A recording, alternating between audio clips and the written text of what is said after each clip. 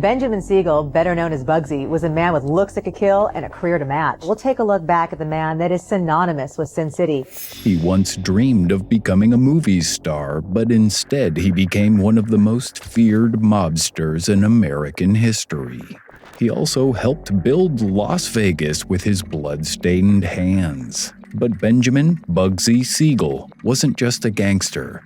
He was a paradox, a cold-blooded killer with a taste for fine suits, Hollywood glamour, and high-stakes ambition. But behind the charm was a man walking a razor's edge between power and paranoia. In this video, we'll dive into the thrilling, dangerous life of Bugsy Siegel, from his brutal rise through the underworld to the dazzling empire that became his downfall. Stick around to the end to uncover the chilling mystery behind his violent death and the empire he left behind.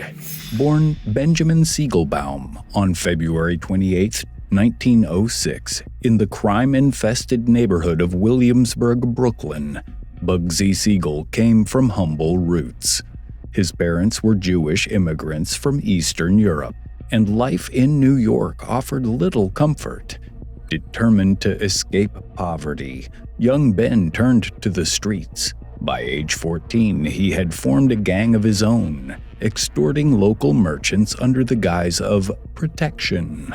His victims quickly learned that declining Siegel's offer often meant finding their goods torched or stolen. In 1918, Siegel met Mayor Lansky, a brilliant and equally ambitious young thug. Together they created the Bugs and Meyer Mob, a group that specialized in bootlegging, gambling, and contract killings. The duo carved out a formidable reputation on the Lower East Side, eventually becoming key figures in the criminal underworld. Siegel's unpredictable temper earned him the nickname Bugsy, a moniker he despised, seeing it as a reminder of his gritty origins. By the 1930s, Siegel's reputation as a fearless enforcer had solidified. He became a top hitman for Charles "Lucky" Luciano and played a critical role in the violent reorganization of the American Mafia. In 1931, Siegel is believed to have participated in the execution of mob boss Joe Masseria, helping end the bloody Calamarese War and paving the way for Luciano's new criminal syndicate. Siegel's notoriety grew, but so did the heat from law enforcement and rival gangsters. With numerous assassination contracts on his head, Lansky encouraged Siegel to move west. In 1937, Siegel relocated to California, bringing his wife, Esta Krakauer, and their 2 daughters with him. Though his marriage would later dissolve due to his rampant affairs, Siegel quickly established himself in Los Angeles' criminal underworld. He built lucrative rackets involving gambling, narcotics, and prostitution, while also working with Al Capone's Trans-America Wire service to spread a coast-to-coast gambling network. Hollywood elites welcomed the flashy mobster, partly due to his friendship with actor George Raft. Siegel's charisma, expensive suits, and opulent Beverly Hills mansion made him a regular at star-studded parties, but his glamorous image concealed a darker side. Using mistresses like Virginia Hill and Dorothy DeFrasso, Siegel blackmailed celebrities and film executives, leveraging insider information for extortion. As the 1940s dawned, Lansky identified a new frontier: Las Vegas.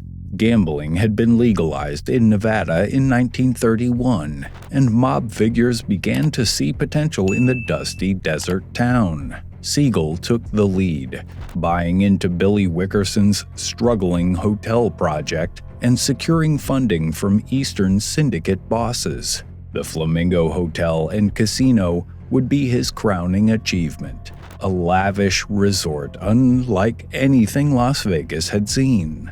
But Siegel, obsessed with style and detail, lacked the organizational skill needed for such an undertaking.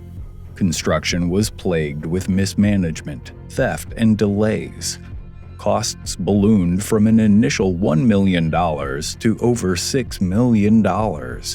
Contractors fleeced him, often selling him back the very materials stolen from his site.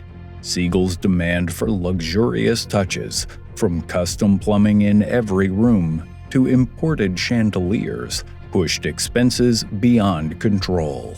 He opened the Flamingo on December 26, 1946, even though it wasn't finished.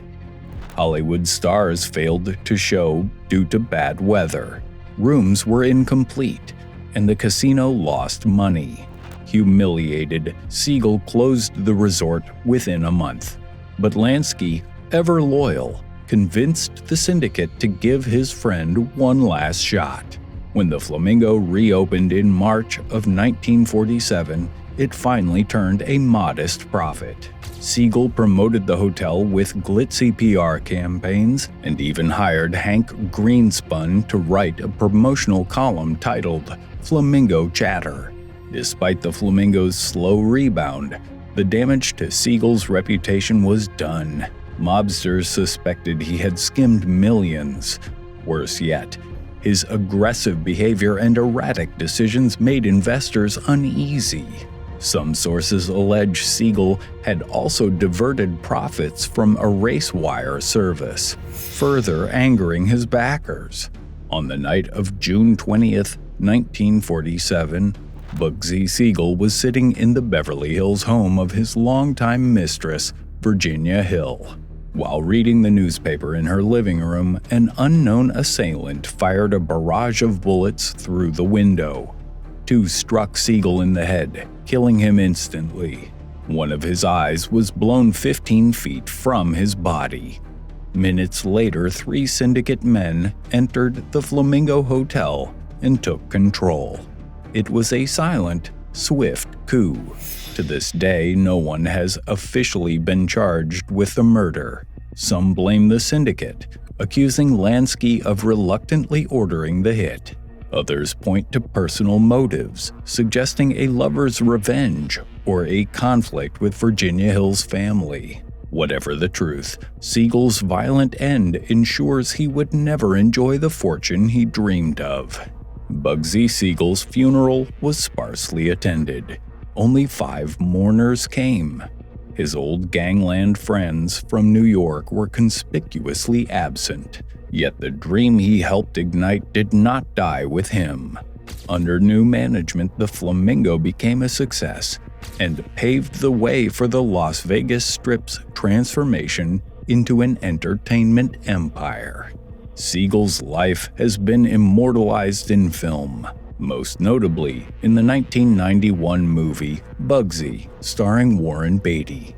Despite his many crimes, murder, extortion, theft, Siegel is remembered as one of the key architects of modern Las Vegas. His relentless pursuit of class, his belief in turning a desert into a playground for the rich, and his violent, tragic downfall are the stuff of American legend. In the end, Bugsy Siegel was a man of contradictions, a thug in tailored silk, a visionary with blood on his hands, and a dreamer who couldn't outrun the nightmare he created.